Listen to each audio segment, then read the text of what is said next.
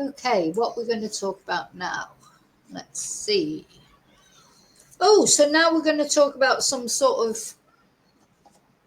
Spanish news. Let me take off the picture of the girls. So rest in peace, those three little babies. Hey.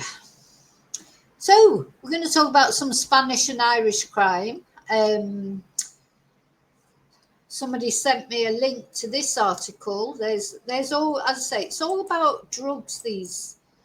Let me put some windows down. Actually, put the windows down for the ones that I've done.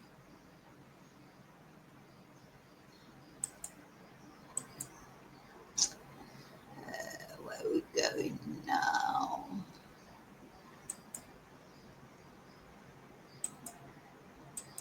So a big drug gang has been sort of dispersed, apparently. So the Gardaí in Ireland, in conjunction with European police, etc., have made an arrest as the gang behind Europe's biggest ever cocaine shipment is busted. So a couple of weeks ago, a load of cocaine was found in industrial machinery that was being brought into Spain or taken out of Spain.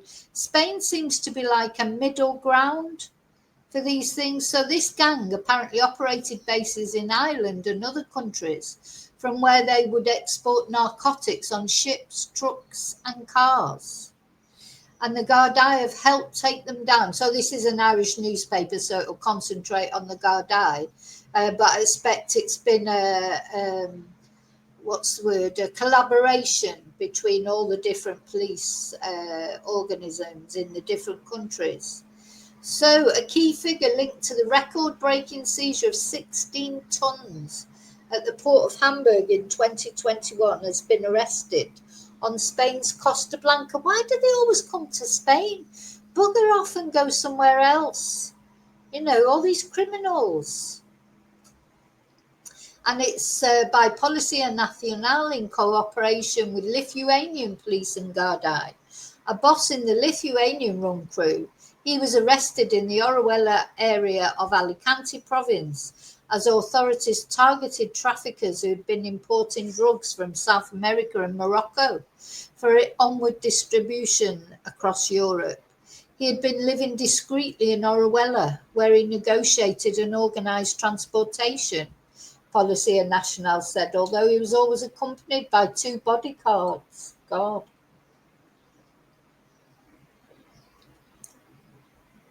Seven others detained in Lithuania, 1 in Ireland.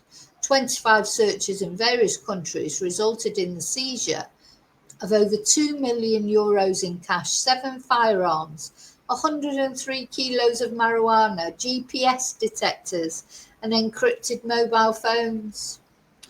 So the Lithuanian gang used Spain as an auxiliary base for the purchase of large quantities of hashish, cocaine, and marijuana. God.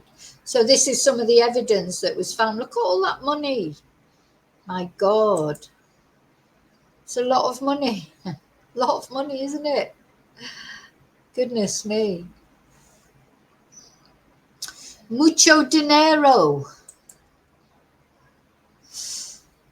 So meanwhile, they operated bases in Ireland and other countries from where they would export narcotics on ships, trucks and cars. However, joint investigations set up after the 2021 Hamburg cocaine seizure led the authorities to Spain and Lithuania, where the gang was based.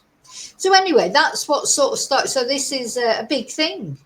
You know, I mean, I don't know if you'll ever get to the bottom of these things, because as they arrest one person, break up one gang, will another one just pop up? I don't know. But of course, chaos in that gang, of course. And there's what does it say? The loss of 16 kisses is the name they use for the stash due to its weight. Anyway, investigations revealed that this group had been moving between 4 and 7 tons of cocaine every month, and Spain and Ireland had served as auxiliary bases for their drug trafficking business. Look, so we've got all those guns, bullets. Oh, it makes me go cold to think that people have just got these guns.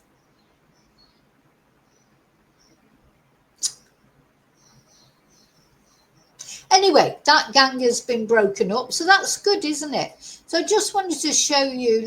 We're going to have a look about John George now. So, for those of you that can remember, and I'm sure you can, John George, this was the Irish guy who seemed to be involved somehow in some of these, in the drug world possibly, but it'll all come out in the trial when it finally happens, I suppose. Poor John, there's talk that he may have been lured out deliberately to be murdered from Northern Ireland to the Alicante area, to the Orihuela Costa area. Anyway, whatever the background is as to why it happened in the first place, he disappeared, he went missing. His family were told that he was probably deceased and they would be looking for his body. His family came out to look for him. Unfortunately, they were looking in completely the wrong place because they were led on a merry song and dance, weren't they? Told he was in places where he wasn't. John George, we can see he wasn't, from his history, wasn't an angel. His family never pretended he was an angel, but it did not deserve to have happened to him what happened to him. And they did not deserve to have to go through all that. This all happened over Christmas, New Year, while other people were celebrating their Christmas and New Year. John George's family were searching around a foreign country in the wrong place, fighting against the language barrier, all those things. Anyway, finally, one of the people that have been arrested in connection with John's murder told the Guardiasville where John was. He was nowhere near where they'd been looking. He was miles away in a lemon grove on a private finca. His body had just been dumped there. He'd been stabbed, he'd been stripped, he'd been shot twice. I mean, it was just terrible. But at least they got to find him. They took him home, they buried him, and now, of course, it's all about waiting for the court case. 2 people were arrested in conjunction with John's murder, one of which went on the run before he got arrested. And as a result of that, he's not been granted bail. Johnny Smith, he won't get bail because he ran off. I mean, I don't know who killed John. I wasn't there. Who actually did the killing? But it seems like they all knew something about it. And of course, while he was on the run, Johnny married his 19-year-old girlfriend, Madison, who's an OnlyFans model. And I know sometimes, I do feel sorry for Madison, but I think it's just because of her age. I mean, she does seem a bit oblivious to everything. So anyway, she's had death threats, apparently, many death threats. I know on the Facebook pages, they seem to have calmed down now. On Facebook, there's been, somebody stirring up problems on there, all these anonymous posters. Now, I'm not saying Madison's an angel. Obviously, she isn't, and I don't know if Johnny Smith killed John George or not. It probably did, but then that's for the courts to decide, isn't it? But the thing is, Madison has not been arrested. But while they were on the run, they got married. And that means that Madison now cannot be called to give evidence against her husband. It also means that while he's in prison, they get conjugal visits. I think it's once a month or whatever. And apparently, according to her, because she's all over her social media things, TikTok, etc., like most young girls, but of course, it must be pretty galling for John George's family. It might be more respectful, really, to just stay off social media till it's all sorted out. But do you know what? It's her life. I can't tell her what to do. It doesn't seem very respectful because somebody is dead. whether she believes her Johnny did it or didn't do it, or whether what she knew, what she didn't know. You have to have a respect for families of people who, they're mourning their loss. And maybe she'll only realise that if she does end up having children from these conjugal visits in prison. Maybe one day she'll, I hope she doesn't have to find out where it's like to lose a child, whatever age they are. But maybe she's just too young to get her head around it at the moment. But so, of course, this is Madison. She's a very beautiful girl, very, very attractive girl. And I'm not against her doing her OnlyFans or her Instagram or her TikTok. That's her life to live as she feels fit. But you just think, somebody has been murdered here. This is not a game. This is a life that has been taken in a very violent and brutal way. Maybe, it might be better just tone it down just until it's at least resolved. But anyway, as I say, it's her life to live. I can't tell her what to do. But she apparently, according to, and this is from a couple of weeks, I just haven't had time to bring this article because of everything else going on with the Aaron Patterson thing. She's called the police apparently because she's been told she will be murdered, according to her.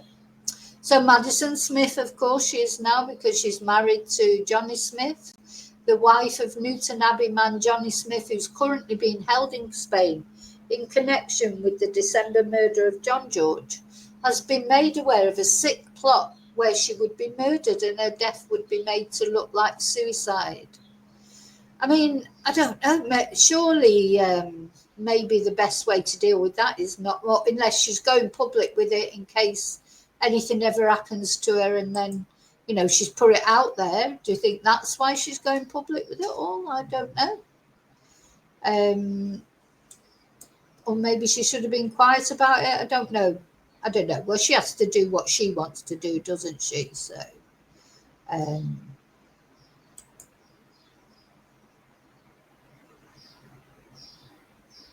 So that's apparently what she's saying. Friends of the 19-year-old who's, I can't believe she's 19. She's, I know I must be old school. When I was 19, I just wasn't doing these kind of things. But anyway, never mind. It was a different world then. So she's been made aware of a sick plot where she'd been murdered and her death would be made to look like suicide. And friends... So he's awaiting a decision from the Spanish judicial system as to whether he'll be charged or not. Well, that could go on for years, to be honest. So she says she was made aware of a plot where her would-be killers were tracking her movements by mobile phone. She's also been the subject, and this was another thing, she's been the subject of shocking false claims this week by online trolls, including a completely untrue allegation that she RAPD'd Belfast man Dan McMeekin. Now Dan, of course, he's just been stabbed. Dan McMeekin, he was involved in this. He was stabbed and seriously injured in Spain. Again in the Orihuela Costa, just round the corner from where John was murdered, after he was accused of being aware that the 37-year-old father of two was going to be attacked, but failed to inform him or the family. Who's him? To inform he didn't give John the heads up, apparently. So anyway, again, I don't know all the details of that. I'm not getting involved with that. But it just seems like, and it says, while McMeekin was stabbed, he was not subjected to any SEX attack at any point. So what these anonymous trolls are saying on Facebook is that Madison RAPD'd him with I think it was a rolling pin or something. Just this case, it must be just horrible for all the families because it just gets worse and worse. And then in one twisted message, an anonymous account claimed Madison had already been got. Now, the thing is, I don't know who's making those anonymous posts because they're anonymous. But why would you do that? Why would you do it? Is it just someone just trying to stir things up?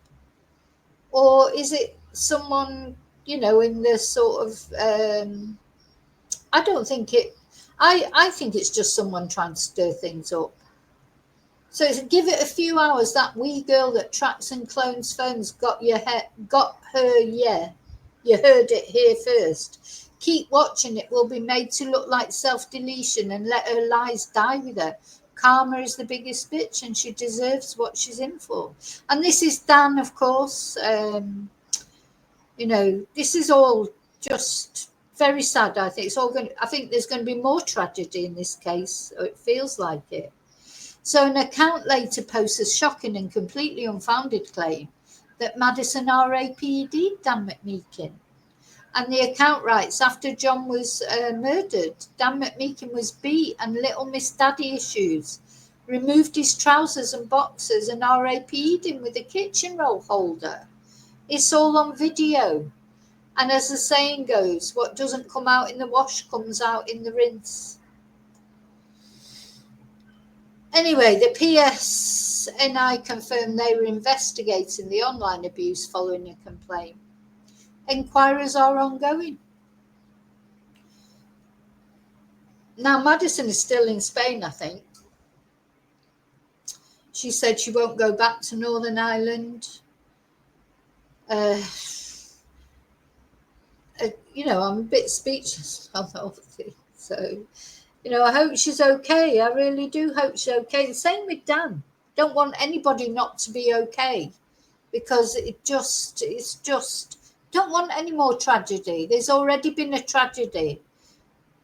Shouldn't be any more tragedy now. It just needs to be, the court case. Find out who did it. Give them the justice that they're looking at, sort of the justice that they deserve. But all these extra things, it's not good, is it? So they said they've also posted online that she RAP'd Dan McMeekin. It's completely sick. Madison was a friend of Dan's and tried to help him when he was struggling. Because Dan, of course, he is an addict, and he needs help too. I just think, God, where are these people's families? Both her and Johnny's mum, Dawn, have had nothing but abuse and lies about how they were both somehow involved in covering up John's murder. And I don't know. I don't know who killed John. I don't know what the reason for it was, if there was a reason. Anyway, the Spanish police apparently have made it clear they're not interested in either of them as having anything to do with the murder of John George. Madison is gutted that this keeps going on and just wants the truth to come out so people can see. But, to be fair, Madison, you are a lot on social media, and you are attracting attention to yourself. The allegations are bizarre, from Dawn cleaning up a murder scene and laundering criminal money to Madison, RAPING, and Dan is complete madness. And, at the heart of it, all that matters is this man is dead. This man is dead, and there needs to be justice for who, coming for the people that killed him. That's all that matters. They have to let the Guardia get on with it. The Guardia will do a good job. They just do it in their own way. So they seem to want to keep it all in the public eye, but Dawn and Madison have never been suspects in what happened to John George. It's got nothing to do with them. Johnny and Michael Malley, the other suspect, are grown men, so whatever happened, let the court sort it out. Now, I do agree with that. Let the court sort it out. So there's all sorts of legal proceedings going on in Ireland. Dawn's house has been allegedly targeted in an arson attack. A car was set alight. Pipe bombs were left near her home. I mean, again, and one thing that is definitely true is Dan McMeekin was stabbed. Now, whether his stabbing was anything to do with the John George case or not is not clear, is it? And he said he knows who did it, but he won't give their name because he's probably terrified. So, I just wanted to give you a bit of an update on it. I mean, she is a very attractive girl, Madison. You can't say she isn't. But it's, just a shame, really, that she doesn't, do something a bit more, maybe different with her looks. But anyway. So yeah, Dan was attacked in the early hours of Sunday, June the 15th, in Lasegna, near Torrevieja, an area I know very well.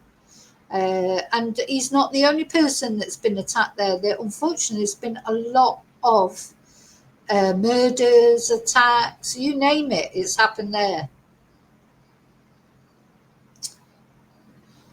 And he's not an angel either, Dan McMeekin. He's got a criminal record, he's a drug addict, he's got a series of convictions for domestic abuse, so just, it's a horrible situation, isn't it? Horrible